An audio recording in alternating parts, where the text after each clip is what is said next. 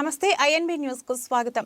భద్రాద్రి కొత్తగూడెం జిల్లాలోని 17 పోలీస్ స్టేషన్లలో 142 కేసుల్లో వివిధ సందర్భాల్లో నిందితుల వద్ద నుండి సీజ్ చేసిన 11,061 కేజీల నిషేధిత గంజాయిని హేమచంద్రాపురం గ్రామ శివార్లలోని నిర్మానుష్య అటవీ ప్రాంతంలో డ్రగ్ డిస్పోజల్ కమిటీ ఆధ్వర్యంలో దహనం చేశారు.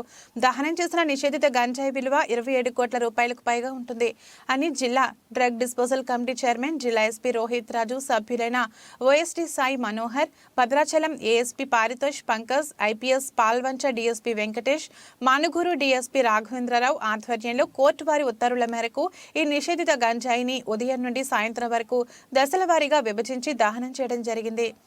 ఈ కార్యక్రమంలో కమిటీ సభ్యులు ఎస్పీ రోహిత్ రాజు, ఐపీఎస్ గారితో పాటు ఓఎస్డీ సాయి మనోహర్, ఏఎస్పీ హరితోష్ పంకజ్, డీఎస్పీలు వెంకటేష్, రాఘవేంద్రరావు మరియు DCRB DSP Mallaiah Swamy, CI Venkateswarlu, SB inspector Nagaraju తదితరులు పాల్గొన్నారు.